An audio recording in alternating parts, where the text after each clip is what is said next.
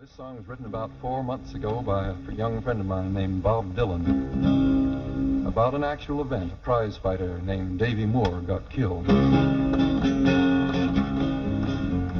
Who killed Davey Moore? Why did he die? What's the reason for? Not I, says the referee. Don't point your little finger at me. Sure, I could have stopped it in the 8th, saved him from his terrible fate. But the crowd would have booed, I'm sure, at not getting their money's worth. Too bad he had to go, but there's pressure on me too, you know. No, it wasn't me that made him fall. You can't blame me at all. Who killed Davey Moore? Why did he die? What's the reason for? Not I, says the angry crowd, whose screams filled the ring aloud. Says too bad he died that night, but we just like to see a good fight. You can't blame us for his death. We just like to see some sweat. There ain't nothing wrong in that. No, you can't blame us at all. It wasn't us that made him fall. Who killed Davey Moore? Why did he die? What's the reason for? Not I, says his manager, puffing on his big cigar. It's hard to say, it's hard to tell. I always thought that he was well. Too bad for his wife and kids, he's dead. But if he was sick, he should have said, no, you can't blame me at all. It wasn't me that made him fall. Who killed Davey Moore? Why did he die? What's the reason for? Not I, says the boxing writer, pounding the print on his old typewriter. Says boxing ain't to blame, just as much danger in a football game. Says boxing is here to stay. It's just the old American way. No, you can't blame me at all. It wasn't me that made him fall. Who killed Davey Moore? Why did he die? What's the reason for? Not I, says the man whose fists laid him low in a cloud of mist, who came here from Cuba's door where boxing ain't allowed no more. I hit him, yes, it's true, but that's what I was paid to do. Don't say murder, don't say kill.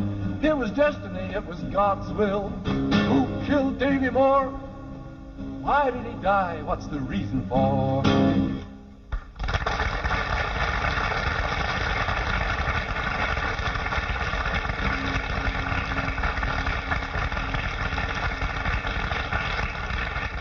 This is a very proud moment for me, because here's a man I've wanted to meet for many, many years and admired from afar for the same amount of time.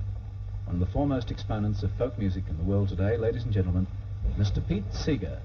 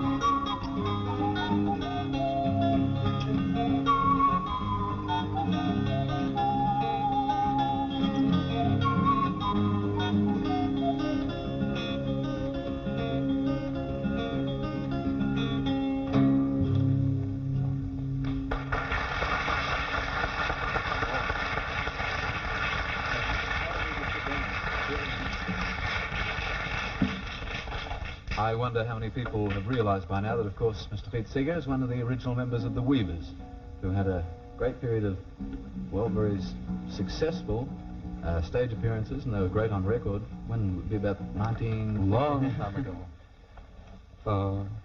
We were the ones that sang Goodnight Irene. Zenna Zenna? Zenna Zenna. Kisses Sweeter Than Wine? That's right. Top Bowl Smoking? Yeah. Now, you originally, I guess, started out on your own? Yeah, I've been singing for about 25 years or more. I never expected to be a singer. I wanted to be a newspaperman, but back in 1938, I couldn't find a job, and I started picking up change singing around, and I haven't really looked for an honest job since.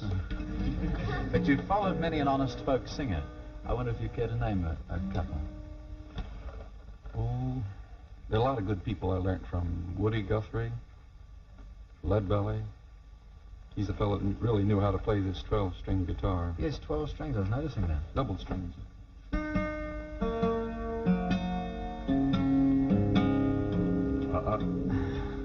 After the Weavers disbanded, did you not join up with them again?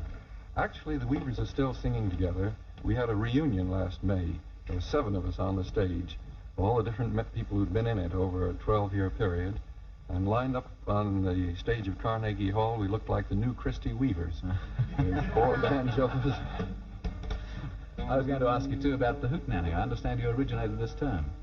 I didn't originate it, but Woody and I ran into it in Seattle in 1941, and we liked the word. It means a shindig, a wingding, a kind of a free-for-all party. And we took it to New York and used it for the Sunday afternoon rent parties we had. We called ourselves the Almanac Singers, and every Sunday we would invite in anybody who wanted to come and pay 25 cents for an afternoon of singing. Hence the term rent party. Well, yeah, it paid the rent. Then after World War II, we started them up again, but they soon outgrew the cellar of the house where my wife and I were living in Greenwich Village. Pretty soon they found themselves in Carnegie Hall. And then the college students picked up the idea, and all throughout the States, you can find guitar and banjo pickers getting together from time to time and calling it a hootenanny. And then television got hold of it. The only trouble is that the television hootenanny gets also too formal. It's like in Carnegie Hall. Everything has to be scripted. And I think they're a little too scared. Well, maybe you have to be on television. I don't know. Do you? Well, I imagine there are things you have to be aware of, and there are expressions you can't use, which I guess you'd find in the more earthy songs associated with the hootenanny. Well, would that be the problem? Partly, no. But in the old hoots, we weren't afraid to sing a union song or a peace song or something griping, getting mad. And it's this kind of bite which makes folk music exciting to me, and I think a lot of people. Whether it's an old love song or a lullaby or a work song, it has a kind of a teeth in it. Like the song 16 Ton. You know, we sang that on hootenannies long before it was popular. This is your first stop, isn't it? Yeah. You tour a lot of countries. I'm taking my wife and 3 children all around the world, 22 different countries before we get home next summer. And I understand that from you, talking with you before, that you expect to find the greatest wealth of material in Africa, which is a surprise to me. Well, there's wonderful folk music everywhere you go. I heard some wonderful stuff yesterday. An old sheep shearer named Duke Tritton that sang me some of the best songs I'd ever heard. It was wonderful. Real old Australian bush song.